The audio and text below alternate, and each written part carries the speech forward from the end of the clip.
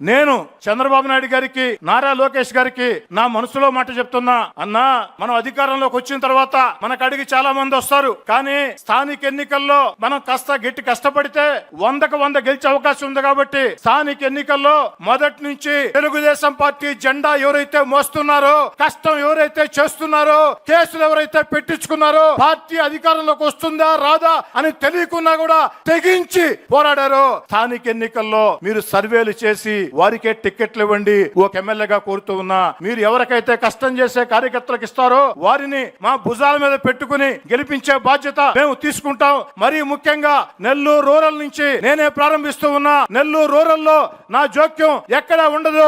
Party నిర్ణయించండి, party కోసం కష్టం చేసే వాళ్ళని పెట్టండి. అధికారం వచ్చిందో వచ్చేవాళ్ళు వస్తూ ఉంటారు, పోతా ఉంటారు, కానీ ఎమ్మెల్యేలుగా పోటీ చేసేవాళ్ళు, ఎంపీలుగా చేసేవాళ్ళు వస్తూ ఉంటారు, పోతా ఉంటారనా.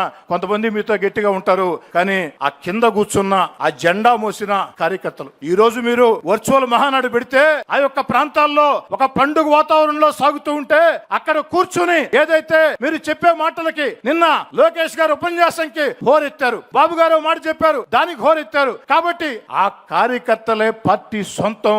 నాలాంటి శాసనసభ్యులు లేకుంటే ఎంపీలో మేము సొంతం కాదన్నా, ఖచ్చితంగా కార్యకర్తలే సొంతం. కష్టం చేసిన కార్యకర్తల్ని అభ్యర్థులుగా పెట్టి ఎమ్మెల్యేలకు చెప్పండి, మేము పెట్టాం అభ్యర్థుల్ని, వీళ్ళని గెలిపించి తీరాలని చెప్పండి.